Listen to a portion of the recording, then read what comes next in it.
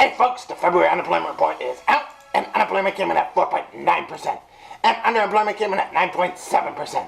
So here you can see the average hourly earnings are $25.35 an hour, and your average work week is 34.4 hours a week.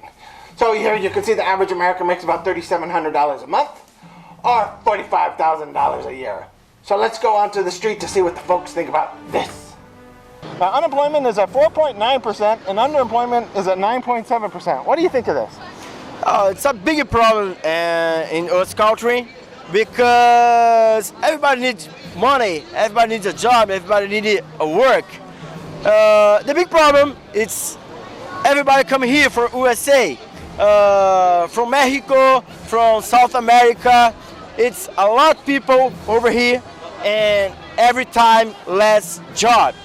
If everybody coming here, like me, I'm not from here. I'm staying here right now, but I'm jobbing in the street. I'm from Brazil. If everybody from Brazil coming here from USA, no more job for anyone. That's it. But it's a bigger problem. Everybody needs a job, but no job for everyone. That's it. That's terrible. That's terrible. It should be higher than that. It should be higher than more than $5. It should be like $15, $20. I think it's very bad for the whole American economy, and they need to get the right individual in the White House to be able to fix this.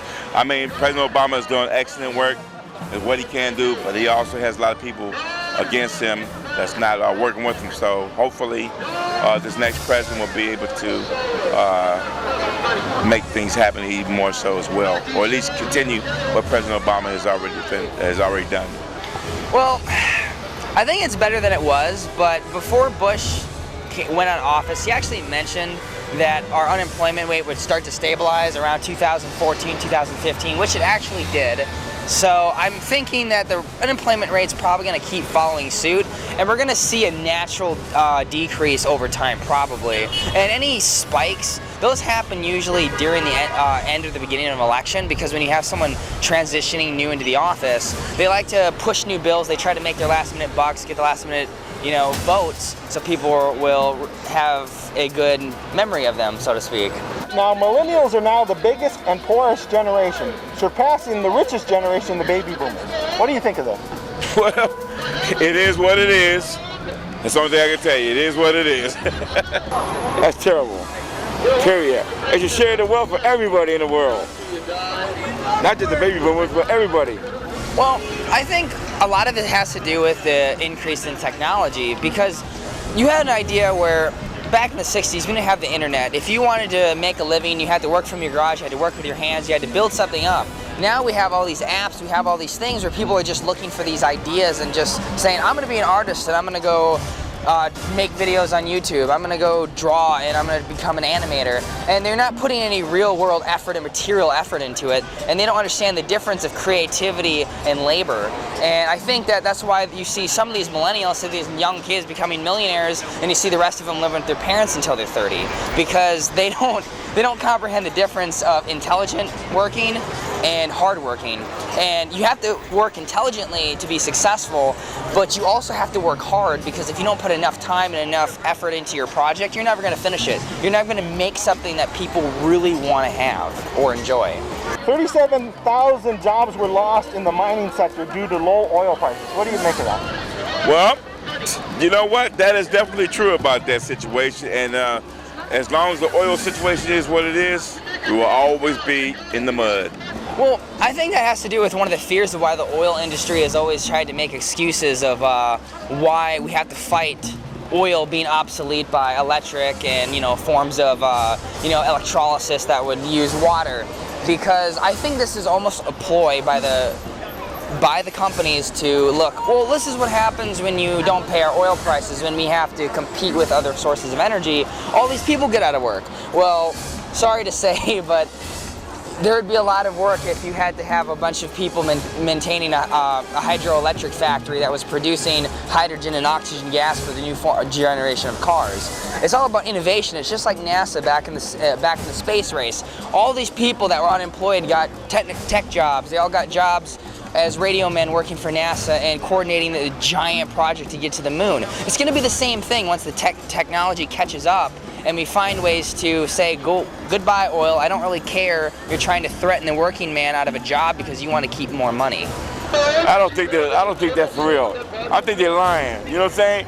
Keep the gas where it is. Keep it a little low. We all need to spend a little less money on so much gas right now. You know you guys out there, man, that own the oil fields, man. You know you got more money than you shake a stick with. I like the prices cheaper. $2, $1.95.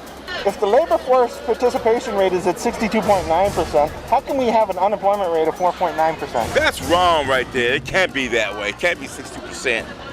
So somebody's not doing the addition right. It ain't right. They lying. They lying because there's too many homeless people out here that don't have jobs. So that 62.9 is a lie. I think the way that they maintain this is what they do is they find the registered workers, people who are working, and then when someone registers for unemployment, they become a tally on a page. And they take up those tallies and they count, oh, well, how many tallies of people are on unemployment, how many registered workers are now at loss of a job. And then that's how they kind of get their percentages for unemployment. It's not really how many people aren't working. If that was the case, it would definitely be higher than 4%. It would be closer to 62%. But a lot of these people of the 38% that aren't working, they're not unemployed. They just don't have a job because unemployment's kind of tricky to get in the United States because you have to have maintained a job for a certain amount of time, been fired, and then you're considered unemployed. Is there any last minute things you'd like to say? I just like to say, as before, we have to remain calm. We have to make sure we continuously have a good leader, and we all have to work together. It's all about love and all about unity. No one person can do it all. So, America and the people around the world, just remember one thing. It takes one individual to grab the other individual's hand and pull them along, and bring them along, and we can work all together. That's what it's all about. Working together, unity. Hey, believe in yourself, believe in the Lord. Don't believe in the government, guys. You know they always hide things. You know that. We know that. God bless you. There's a superhero in all of us. It just takes the courage to put on the cape. And this is Superman saying hi from Hollywood. And this is Taxis from the Predatory Lending Network saying I'm taxing you!